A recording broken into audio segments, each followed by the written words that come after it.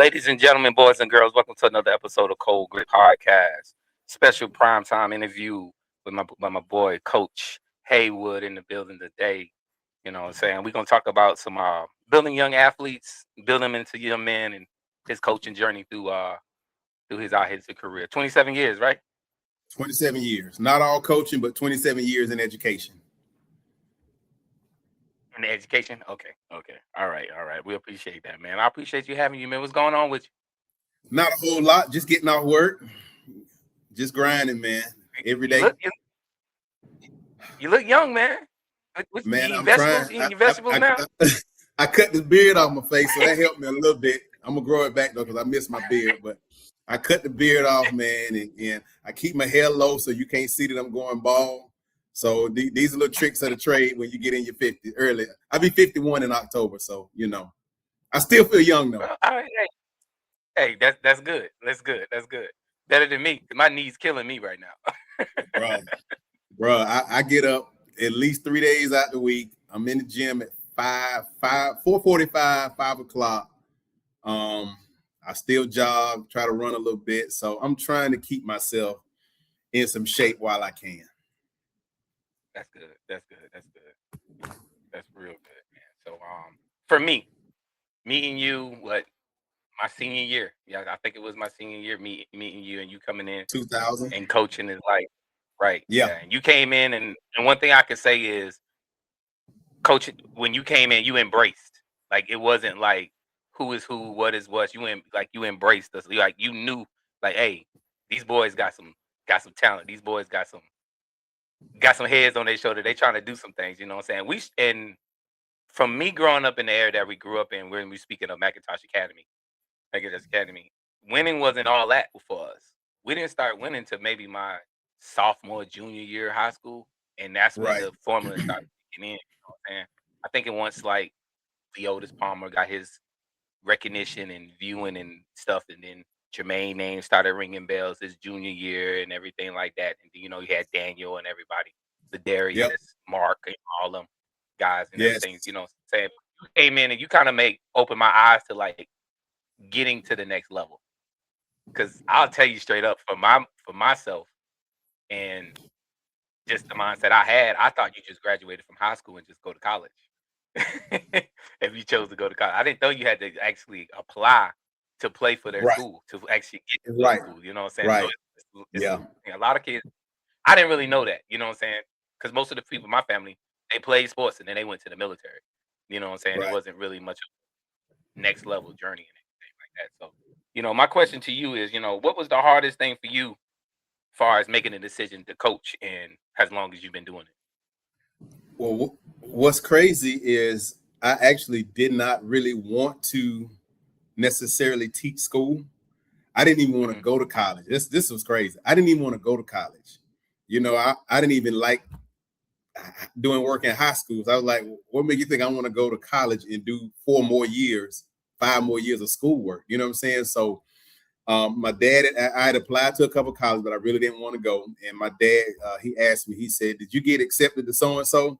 My mom and dad were laying in the bed, and I went in the room. He said, did you get accepted to so-and-so college? I was like, yeah, they accepted me. I said, but I'm not going to college. I said, I'm going to the military. And, man, my daddy sat up out that bed because he fought in Vietnam. I mean, like real live war veteran in the thick of things in Vietnam, 13 months over there. And he sat up out that bed, and I can't use the language and stuff he used. But when I say he went off, he went off. And he was like, you ain't going to no military, and you're going to college to get a degree like your mama got. You don't know what it's like to be in a war zone. And you don't know what it's like to eat with a gun and sleep with a gun and see people get killed in front of you. And I mean, he just went off. And he was like, you going to college, case closed. And I was like, well, I'm going to college. So anyway, I had a couple small, like Savannah State was a preferred walk-on. Couple colleges, Greenville College, Hampton, Sydney, both of them way away. The D3 schools at the time, and I was like, man, I'm not going. One was a JUCO, one was a D3. I said, man, I'm not going all the way across the country just to play football. I said, I'm going to Georgia Southern, and I'm gonna just try to walk on the football team. I went to Georgia Southern, and that's how I ended up in college and in education, and trying to decide what I was going to do. And I had a coach kind of like myself in high school, Coach Warren Lawrence. I don't know if you know Warren Lawrence or not, but Warren Lawrence was young. He was cool. He had a nice ride. He had all that stuff. And I was like wearing Jordans every day. And I'm like, man, I might like to do that right there, man. He be chilling, man, at his job. And he got a nice ride and he this, that. So I said, man, I'm going to just major in PE. And I majored in PE, came back to Brunswick, got my degree, came back to Brunswick. I applied everywhere. Glenn County didn't have any teaching positions, PE positions. Camden didn't have any. When I applied in Wayne, didn't get that job. I applied at Liberty County, didn't get that job. McIntosh was the only place that had a certified PE job. But Mr. Franks, Dr. Franks was the principal at the time. You remember Dr. Franks? Mm-hmm. He was the principal at the time, and he wanted a female. And Bradley Warren, head coach, AD, basically said, bottom line, look, we have a young black man that is certified in education, certified to teach PE, can coach football and basketball. We need to hire him. We don't need to let him get away. We need to hire him. We can worry about hiring a female coach later or whatever. We need to hire him right now. And Dr. Franks agreed. They hired me. And I was there like 15 years at MCA between coaching, admin. And so, like I said, it wasn't my initial plan to do it, but that's what God had worked out for me to get into coaching. And once I got into it, I fell in love. I mean, like I say, y'all were a big part of that, man. We got there and y'all were dear. I still talk about y'all to this day. That group of kids. Then after y'all with Aldrin, Boss, Dominic, I talk about y'all all the time because y'all were just different, man. Y'all were just different. I don't know if it's because y'all just good old country kids or what, but y'all were different, man. Like I said, I fell in love with coaching, man, and then, and the rest is history, bro. We appreciate we inspired you to keep it going, man, and doing what you was doing, you know what I'm saying? What was your biggest challenge in facing trying to develop young athletes, you know what I'm saying? On and off the field. Off the field, the biggest thing was trying to convince not all of them, not all of y'all, but some of them, there's life outside of McIntosh County Academy. You know what I'm saying? Mm-hmm. And there's a whole nother world out there. You know what I'm saying? And again, college is not for everybody. You know what I mean? Military, but again, just trying something. Just leave out of here, get out of your comfort zone and go somewhere and just see what happens. You may not like it. You may be back home in 6 months, you may be home after a year, or you may fall in love and say, man, this is the life right here. But the biggest challenge I say off the field was just trying to convince young student athletes, try it. Just try it. If you don't like it, come back home, get a job, but just try it, On the field, I didn't really have, I was young, you know what I'm saying? That I was 24, 25 years old when I first started. So I could lift weights with y'all. I could run with y'all. I could wrestle with y'all. I could do all that kind of stuff right there. I could still move. I could do those things. So whatever I said, y'all would listen to me because you're like, man, the coach can almost dunk a basketball, man. Coach just grabbed the rim, man, in basketball practice the other day, man. Coach beat so-and-so in racing when we got finished with practice. Coach run wind sprints with us, man. Coach lived 225, just like we, you know what I'm saying?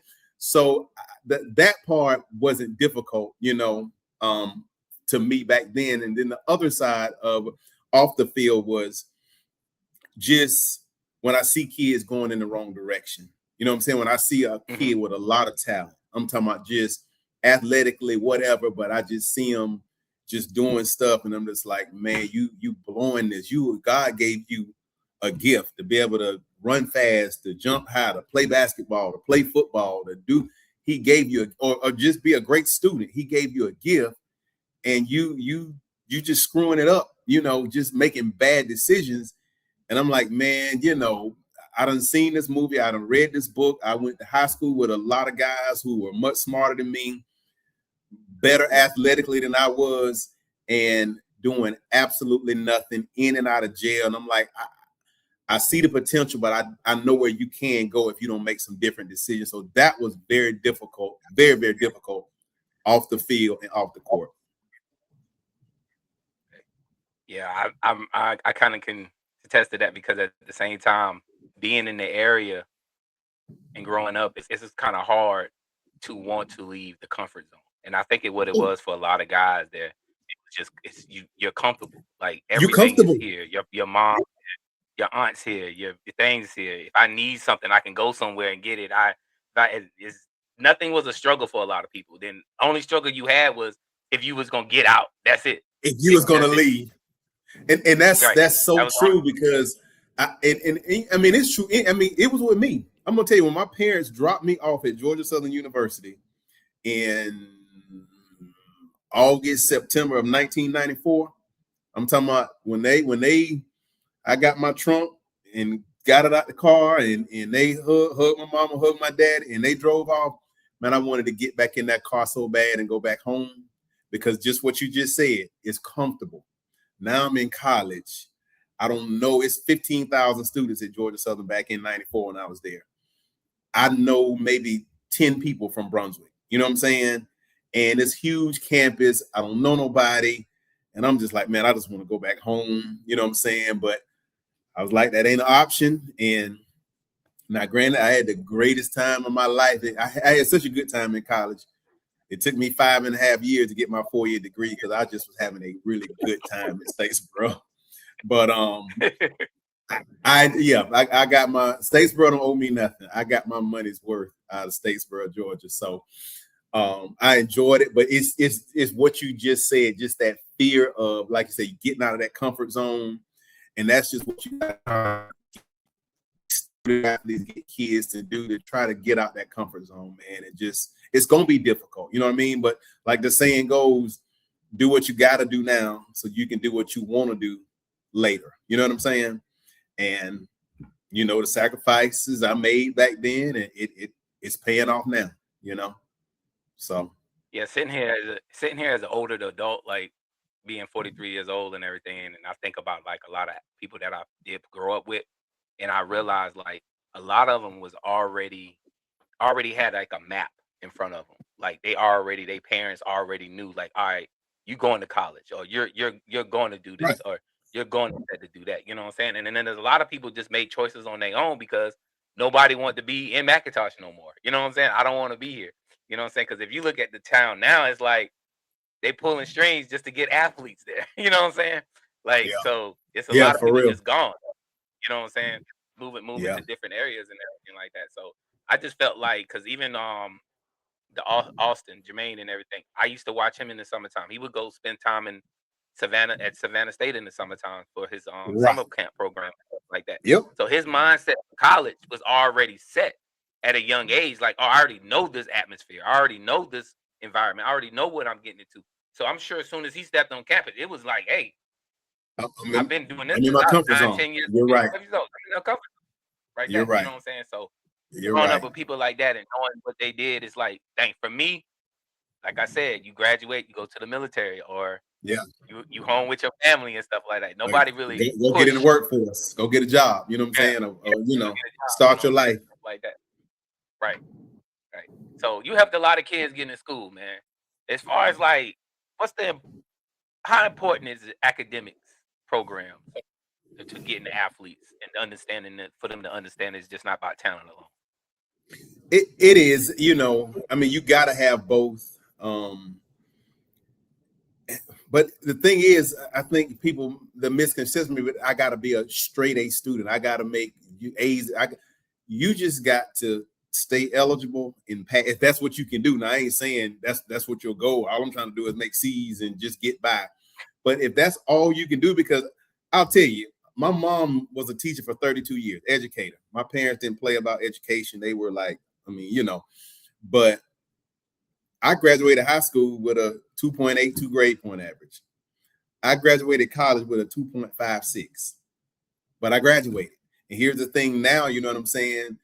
I've been in education 27 years. I've held every job from a paraprofessional to a principal, county athletic director, assistant principal, graduation coach, head basketball coach. Now at the board office as a director of facilities and maintenance and construction and all of that. Nobody's ever asked me what my GPA is. Nobody's ever said, what was your grades in college? Do you have a degree? And are you certified to do whatever the job is you're applying for? But grades they're extremely important, again, because without that, you can't even get in the door. You can have a super talented, you could, you play linebacker, great linebacker in high school. You could have had 150 tackles on the season. You know what I'm saying? 14 games we played that year, the dome year, you could have 150, 160 tackles. But if your GPA is a 1 point something and you can't score, or you couldn't pass the graduation test, or you can't score, over 700 on the SAT, it's all for nothing. The only chance you got at that time is to be able to get in a JUCO somewhere, and then maybe from a JUCO move on to a D2 or whatever, 1AA or Division I school. But grades are extremely, extremely, extremely important. And that's what I think a lot of kids get the misconception that, you got to be just this smart person to go to school and to be in college. No, you just got to be able just to endure, you know what I'm saying, and to persevere. But you're going to have professors there that want to see you excel. They want to see you succeed. They want to see you get out of here. They're going to help you. If you put forth the effort, they're going to help you. But you've got to put forth that effort, and you've got to want it. But again, it's vitally important, but not to the point where I just got to have all A's, or if I don't make A's and B's, I'm going to get put out. I'm not going to be eligible. You just remain eligible and do the best you can do, because I've seen a lot of times where, some kids will slack on their education because of the fact that they know, hey, I'm just that good. I'm going to get there. I'm this and that, you know what I'm saying? And then a lot of times they'll get there and then they're academic ineligible, or they're, not meeting their classes, and then they let go. So it's like talent alone not going to help. You know what I'm saying? You always got to have that ambition to want to finish it out. Well, that's why they call them student athletes. And the student comes first. Because if you don't have the student part, you ain't going to be an athlete. You know what I'm saying? You can skate through in, rec league and middle school and all that stuff there, and even high school. You know what I mean? But when you get to college, you're going to have to be able to do some work and to be able to function in those classrooms enough to stay eligible. And again, like you say, to getting into school, like I know, several students that were being, I know two in particular. I won't say name, but we had two MCA students that were being recruited by Georgia Tech, but neither one could get in academically. And they were good athletes, really good, and could play at that level, but just academically, he was like, and the coach was telling me, he said, man, it hurts us, in recruiting because our standards at Georgia Tech are just high at the time. Yeah. He said, it hurts us, man, but that's Georgia Tech. But those kids just didn't have the grades in the SAT and the ACTs to get into Georgia Tech, man. And, so, and again, that's the difference from you starting out of school, as a Division I or Division II versus having to go to a prep school, possibly, then to a JUCO, and then to, a D1, which is nothing wrong with that. All you're trying to do is get there. Right. Everybody knows Darius. Darius Slay he's one of the top corners, retired now, but one of the top corners in the NFL. But Darius went to prep school out of high school for a year or so, and then he went to JUCO in Mississippi, and then he went to Mississippi State. And then he had one hell of a career in the NFL. And that was his journey. You get some that step right out of high school, straight into D1, but he persevered through all the stages, never gave up, never quit, never got discouraged. Well, he might have got discouraged, but he kept on going, and he made it, So again, like I said, it's the school, it's the perseverance, not giving up, I'm gonna see it through. So we got, like, I don't know how you feel, because when You was going to school. It wasn't no NILs or anything like that. So, No, heck no. what's your take? What's your take on NIL as far as being a coach? I hate it. I hate it. Now, do I think athletes need to, these college athletes need to be compensated? They need to get something? Oh, definitely. With all the money that's being made off of them, people watching games, going to games, buying jerseys, all this other stuff right here. Do I think they need to be getting something? Yes. But to me, it is just out of control. And I honestly feel like you're going to see more and more old school coaches walking away from the game. You know, the Nick Sabans and those type coaches, because I'm not going to have, you know, Jeffrey Taylor walking in my office, you know, if you just had a great season, 160 tackles, you know, great year, and you're a sophomore or junior, you walk into my office in the offseason saying, hey, coach, how much you going to give me next year? What are you talking about? I gave you, you know, $300,000 last year. Well, Texas Tech said they're going to give me this, or University of Miami said they're going to give me this. And now I either got to give you more money, and you're controlling this as a 18, 19, 20-year-old college athlete, or I got to say, man, get out of my office. I ain't giving you another dime. You're going to play for $300,000 that you got last year, or you can go somewhere else. And that's the game that you got to play. And you got college athletes like really running the show. Now, has this stuff been going on? College athletes getting money and parents getting cars and houses and all this stuff. But now that it's legal, you know what I'm saying?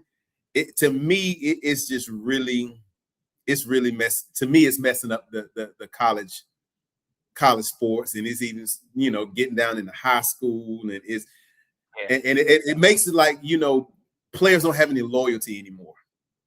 Right. I have no loyalty. I don't care. I'll play for the University of Georgia today, and I'll have on a Florida Gators jersey tomorrow, and I'll be at they're gonna go right to the ops every time. Notre Dame my senior year, because it's about me. It ain't about, you know what I'm saying? And that side I don't like. I've always said, again, I do think college athletes need to get paid, but I think it needs to be across the board. If you are a starter, you know, you get, I don't know, I'm just using round figures. If you're a starter at a Division I school, you get $3,000 a game. If you're a backup and you play X amount of time, you get $1,500 a game. If you're a Division II athlete, you get this. If you're a Division III, if you're a JUCO, and it's across the board. Ain't no negotiating. This one ain't getting $1.5 million, and this one getting $150,000, and this, that. Pay them, because they do deserve something for what they put out there. Because being a college athlete it's your life. They say it's hard. You know what I'm saying? It's your. I walked on the football team at Georgia Southern. I never played a game, but I only stayed out there for a year. But I walked on the football team. It was 48 kids tried out. They picked 12 of us. I was one of the 12 that made it. When I say it is year round, I walked on right before the season started. So I'm on scout team, of course, you know, getting beat up in practice every single day by the starters. And then as soon as the season ends, you get a couple weeks of season end in November or December, depending on how far you're going to playoffs.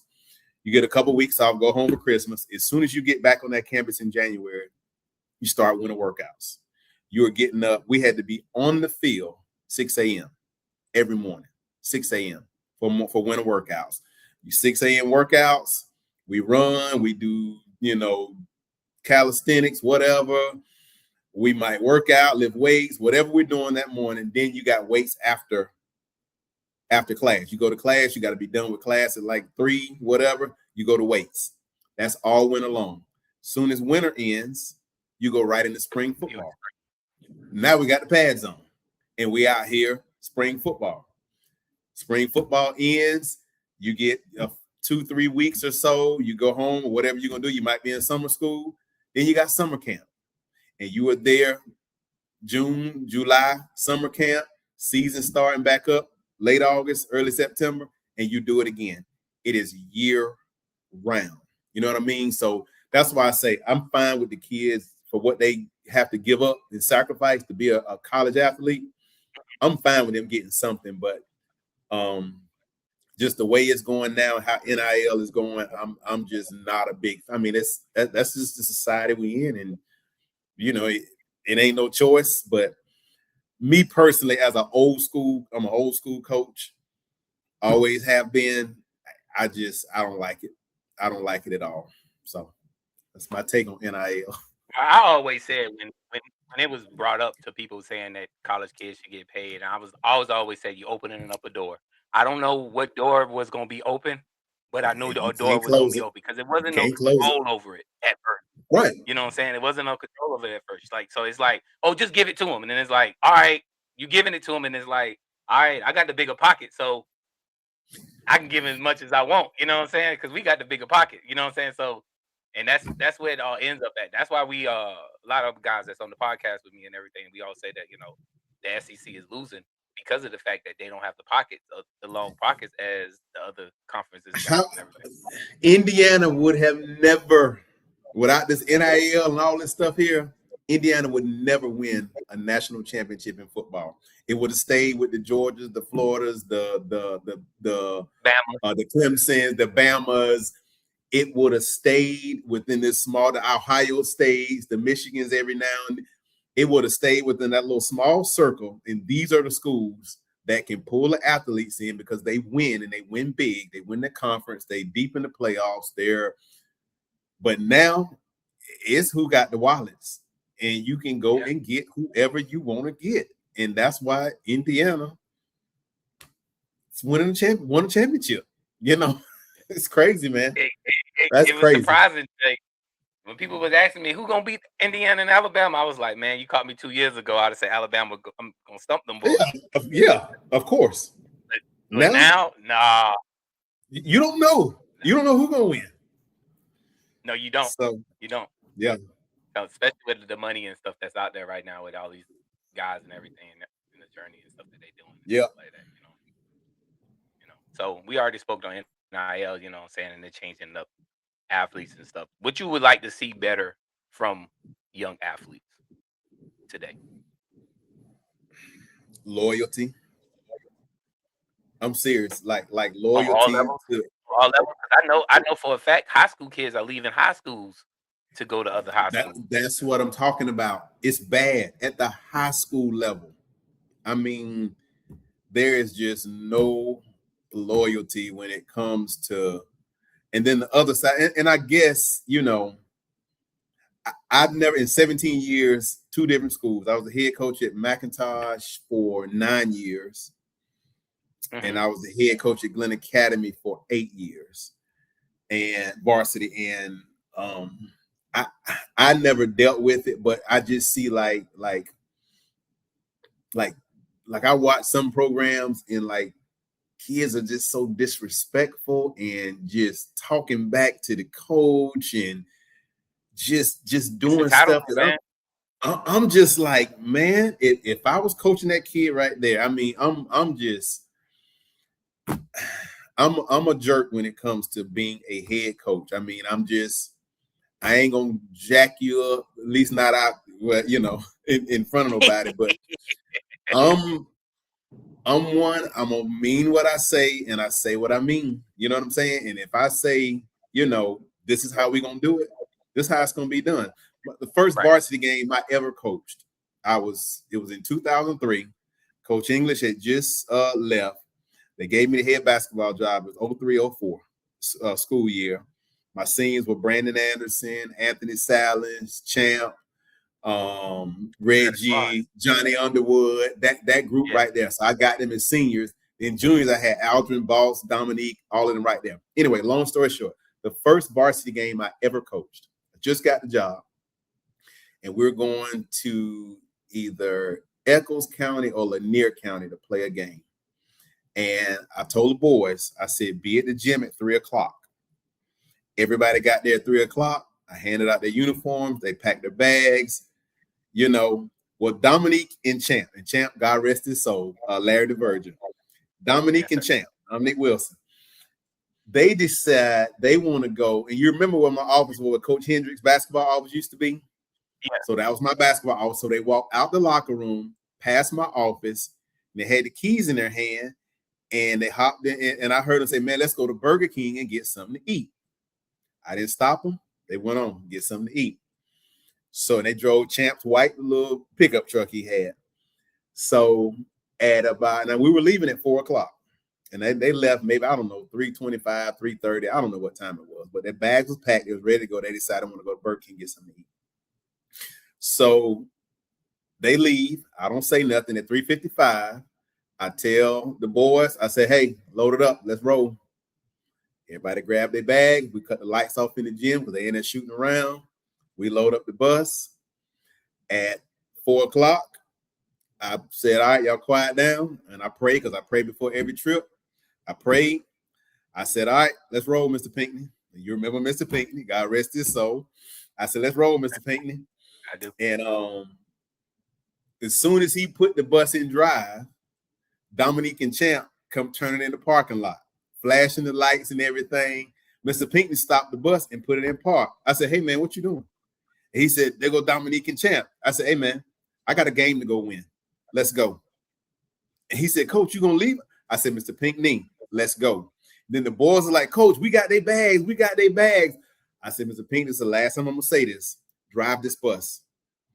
And he pulled out the parking lot, and they followed us, flashing the lights for a few minutes. And then when they saw we wasn't stopping, they stopped. And those were 2 starters for me. Both of them were starters that year. Right. And I left them. But that sent a message that, okay, Coach Haywood ain't playing. He about that life.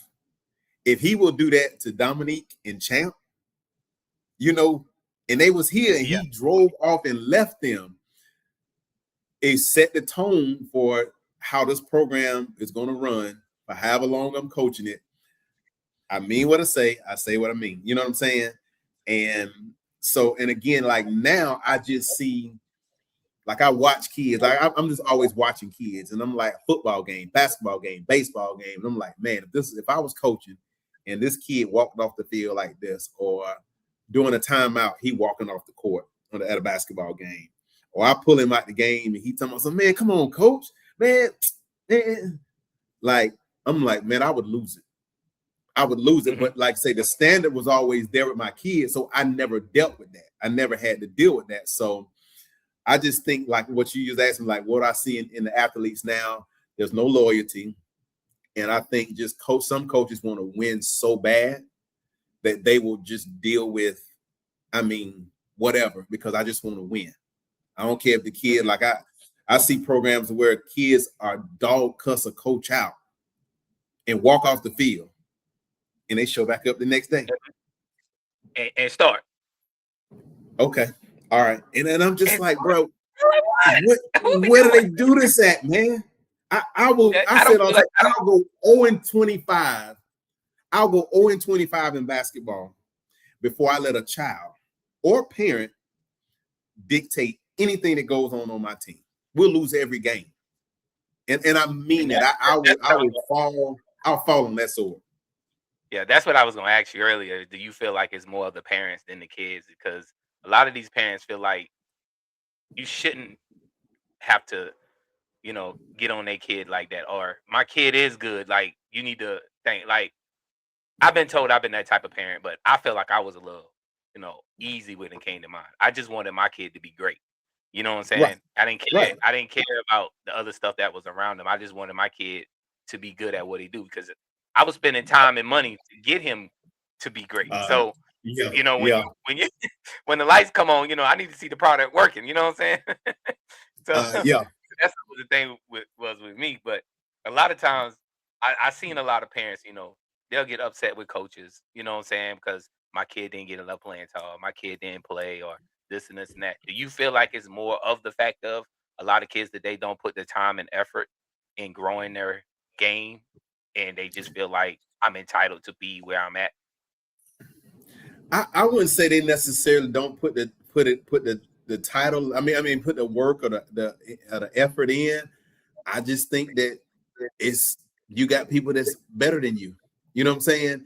And that's just something appeal that you're gonna have to be able to swallow. You know what I'm saying? You got to be able to swallow that. This is what I used to always say. I used to tell my kids, I say, when I pick a basketball team, I'm gonna pick 12, 13. I never like having like 15, 16 kids on the roster. 17 years, I probably did it maybe 2 or 3 times, but I'm just straight with them. I said, listen, I'm gonna pick 12 or 13 of y'all. Only 7 to 8 are gonna play. I said, I'm gonna have 5 starters that I'm relying on. I'm gonna have 2 to 3 that are gonna get off the bench in a rotation to rest these starters if they get in foul trouble.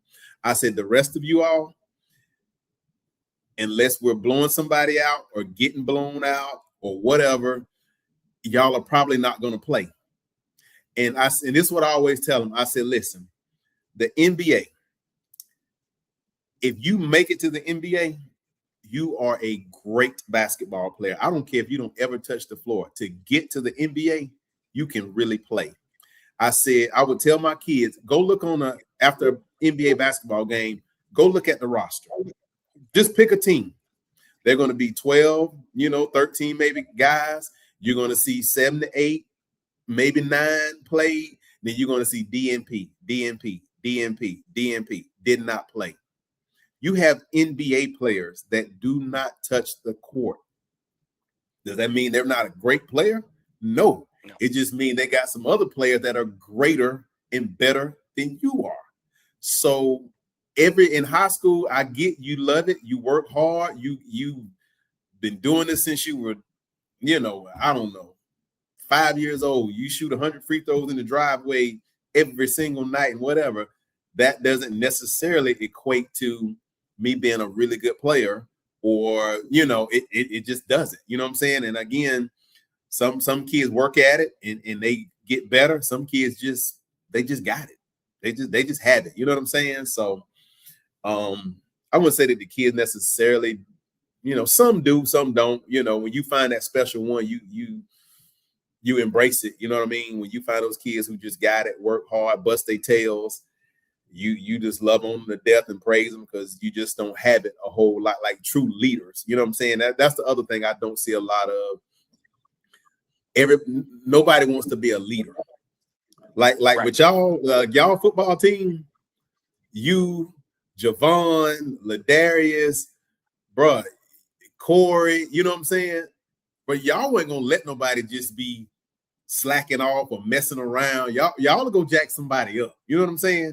If you got to. Joe gonna miss practice or something. Man, where you were yesterday, man? Why you wanting to practice? Nowadays, man, ain't nobody gonna hold nobody accountable. Nobody's gonna hold anybody accountable. And I see, I'm not gonna say that's an absolute statement, but in my travels, I see it a lot. You know what I'm saying? Just and that's another thing I see. I started noticing it as my my kids started going to high school. I started noticing how individual a lot of these kids were, especially when it came to a team sport. And it's like, all right, bro, without him, you don't get the W's that you think you can get. You know what I'm saying? And you see great teams come together, and you be like, man, ain't nobody gonna beat the squad. But they so individually minded that they're not trying to work as a team. They're trying to build. I'm trying to build my own stats. I'm trying to build my own thing. It's about me. You know what I'm saying? Like that. So I've seen it, and I started. It's just encouraging parents, like, whatever your kids start at, keep them together. Like, if you want to see your kids win state championships, you want to see your kids win championships, keep the group together. Because I'm gonna tell you, once the group gets yelling, there's nobody's gonna stop them, because they're gonna feel comfortable with one another. They're gonna feel great with one another. You know what I'm saying? And that was that basketball team. No, go ahead. I'm sorry. Yeah, and that was the times I started seeing more kids, like, just different AAU teams, different this and this and that. And I say, oh, y'all becoming individuals. Y'all not a team. Y'all playing a team sport, but you actually an individual. And I think a lot of it came with the NBA being an individual fan base. I call it an individual fan base, because you might root for the Lakers, but a lot of people was rooting for LeBron James. You know what I'm saying? You might root for the Knicks, but you might be on somebody on the Knicks might be you like on the Knicks. Like, that's the only reason why you rooting for them. Like, a lot of guys like KD. So I'm a Houston fan. Oh, you're a Houston fan now? Yeah, because KD there. That's KD there. That's right. What it is. So, right. So I think that's what it builds up to when it comes to. I think a lot of times, like, because I was asked, if would I ever coach high school and everything, and Coach Warren was one of the coaches that asked me, and I kind of like pushed away from it and everything. But I kind of felt like if I got there, a lot of people would stop liking me because I'm the type. I'm like you. Yeah, he good. So what? He's not good for me. You know what I'm saying? Like I don't care. You know what I'm saying? Right. I'm just that type of person. And then it's been a kid that I actually coached, and he's in college now. He's playing football, but he wasn't a selfish individual, but you knew it was about him. But he was already groomed that way. So when he came to coach, when I came on my team and I coached him, I kind of broke that. Like I gotta break him. I gotta break it out of him. So I literally broke it out of him to the point where he actually started playing better with his team, and he started realizing, oh, ain't nobody playing me now. Nope, nobody playing you now. You can have fun. Like go score how many points you want because everybody's worried about you giving the ball up. You know what I'm saying? So Right. that's what really happens with that. So that's the thing I've seen with a lot of coach players and stuff. You just got to break them sometimes. Yeah. Sometimes It was don't with deal with them at all. with that Aldrin, Boss, and Dominique group. That was an interesting group right there. But Aldrin was a 4-year starter at point guard. There aren't a lot of people that can say that. And I mean, Right. you know, we won a bunch of games. You know, his first year, they only won because English kicked off a lot of seniors. He kicked off several seniors off of that team. And he went with the young kids, and he started Aldrin at point guard. They won like 10 or 11 games that year. His second year, they won 26 games. His junior year, we won 22 games. In his senior year, we won 27 games. And Aldrin was he was the guy. Boss was the leading scorer. Dominique was the second leading scorer, leading rebounder. Boss guarded the best player every night. Altorian just stood out there and, you know, shot open 3-pointers. Abraham was the best defender, one of the top defenders. But I remember we made a deep playoff run, and Brunswick News came over because Glen Academy had lost in the playoffs. Brunswick was out of the playoffs. Camden was out of the playoffs. We were the only team left in the area left in the playoffs. So Brunswick News came and did a big story on us, and they were interviewing Aldrin. And the reporter asked him something about, you know, the success of this season, the success y'all have had over the last few years, and blah, blah, blah. And Aldrin says to the reporter, we're going to go as far as Boss carries us. And I was like, wow. I mean, Aldrin, like I said, Aldrin was the guy. He was 12, 13 points a game, leading assists. I mean, he was the leader. And he said, you know, we're going to go as far as Boss carries us. And I was like, wow, for him to be able to say that, you know what I'm saying? It's not about him. It's about this team. It ain't about me. I mean, it just hit different. You know what I'm saying? To hear him say that quote in the paper. Understanding of him being the leader that he was, he understood the process of what needs to be done. You know what I'm saying? Yep. And that's what comes with being a true point guard and understanding the game. Is like, all right, I'm here just to help this guy get to where he needs to be. So if I can get him to score 20 to 25 a night, and I can get 10, 12, we good. Get 10 or 12, you know what I'm saying? And we get a win, I've done my job. We good. I've done my job. We good. We good. Well, man, I really appreciate you coming through, man. I ain't gonna hold you up, but I got one last question to ask you before we close.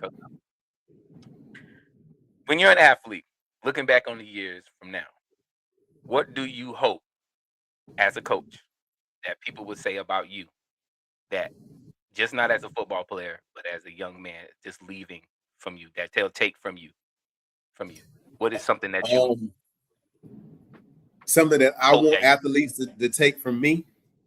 Right. What I hope athletes get from me, and I say this all the time. I said, if you played for me, and again, like I say, as a football, you know, you coach positions, so you don't have that with the whole team. But like basketball, as a head coach, these are my boys. You know what I'm saying? So I'm gonna be closer. You know, I was close with the running backs and the DBs because that's what I coached when I coached football at MCA. You know what I'm saying? And I coached a couple years at Glen Academy. But basketball wise, you know, these are my boys. I handpicked these boys. These are mine. You know what I'm saying?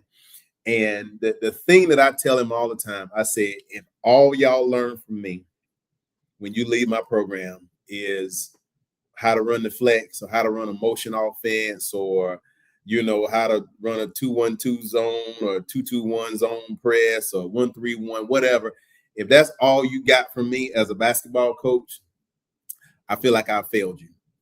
If you're not prepared, like, to go to somebody's job, go to the workforce, go to college, go to the military, because I've been demanding that you get here on time.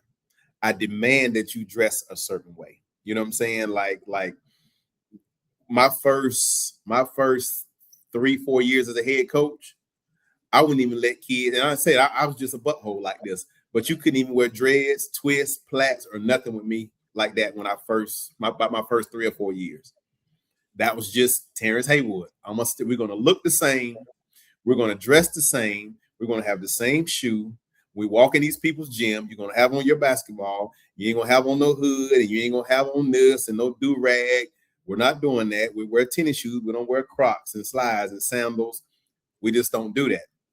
So my thing, if you leave my program and all you know is basketball, I feel like I failed you as your coach and I failed you as an athlete.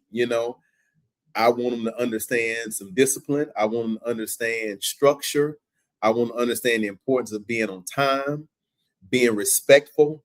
I mean, just in my last year at Glenn Academy, we were coming back from Richmond Hill, played a basketball game. This was in 2024. We had just played a basketball game in Richmond Hill. It was the JV and varsity. And we're on the bus, and I heard a cuss word. And I turned around, and I said, hey, y'all better watch your mouth back there. We riding about 15 minutes later on 95, headed back to Brunswick, and I hear another cuss word. And I'm like, okay, all right, don't worry about it. So anytime we get back to the school, I always, tell the bus driver, hey, cut the lights on. And I talk to the kids, hey, fellas, good job. Great job tonight. Y'all suck tonight, whatever. Practice tomorrow or rest tomorrow, whatever. Give them my little spiel. All right, get everything off the bus. Clean this bus up. Don't leave no trash on here. I'm going to run you for it. Put your stuff in the locker room, and let's get out of here.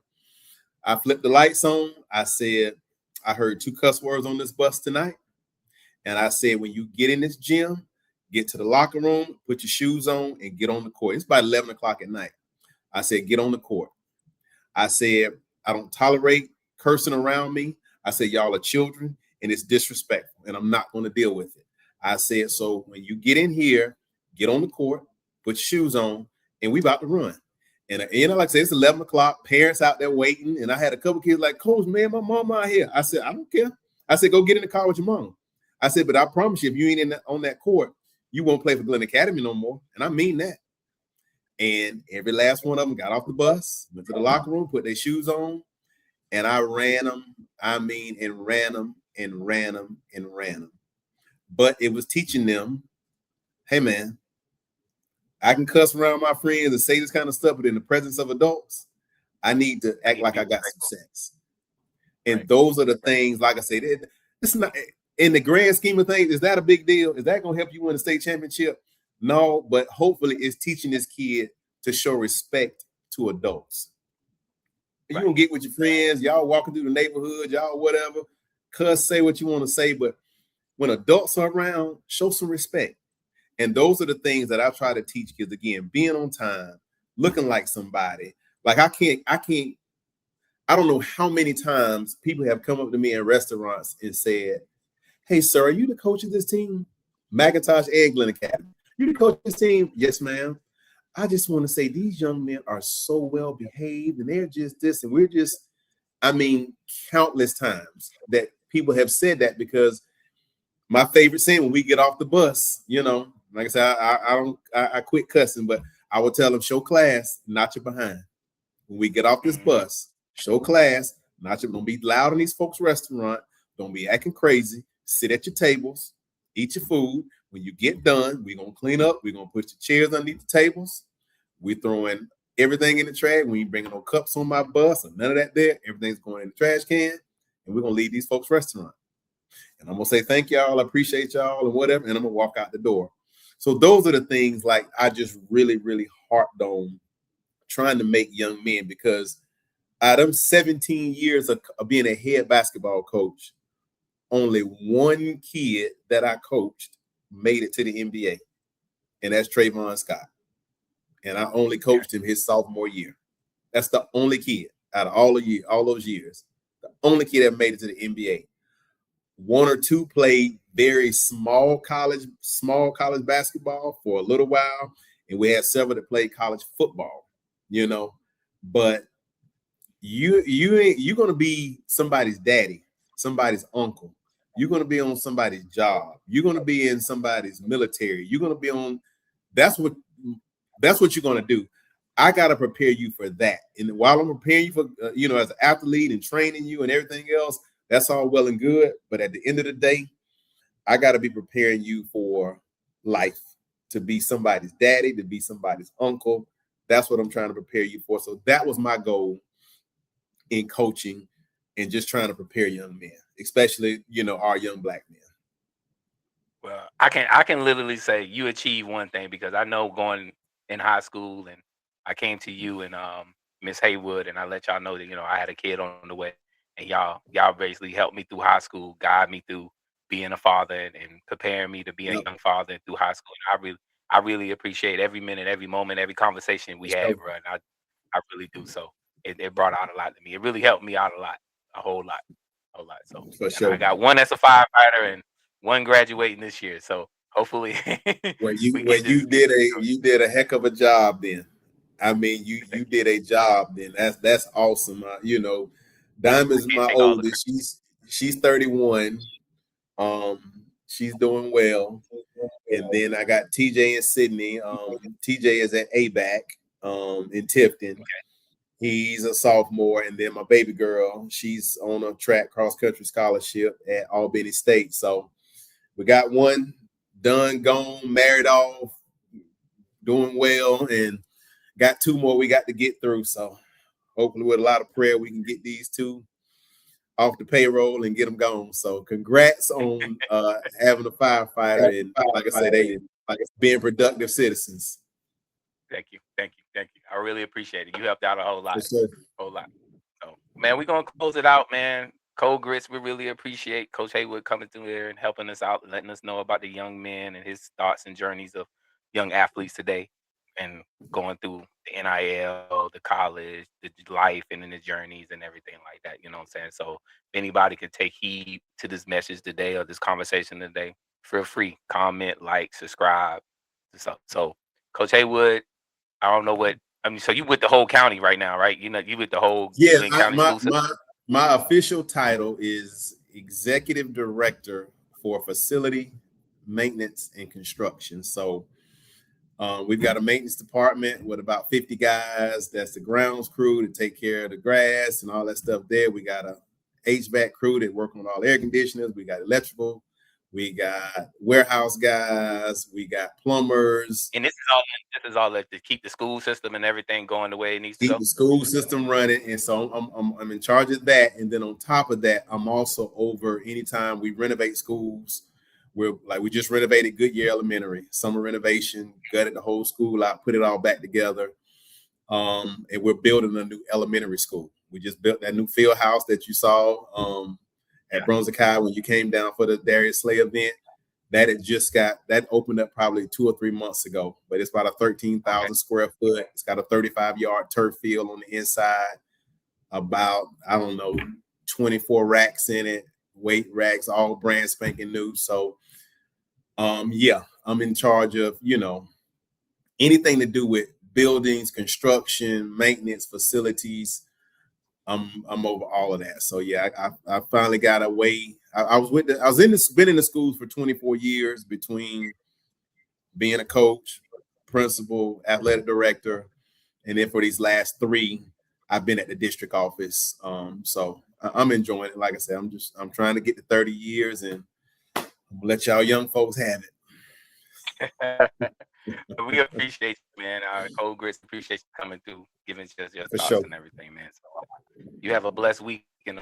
You as well, man. Thank you so much for having me on, and keep doing great things, man. And I'm glad you remembered me and allowed me to be on the show. And like I said, I enjoyed it. And if you need me back on or whatever, man, let me know. Hit me up. We can do it again. Sounds good. All right, man. All Be right. blessed. Yes, sir. You too.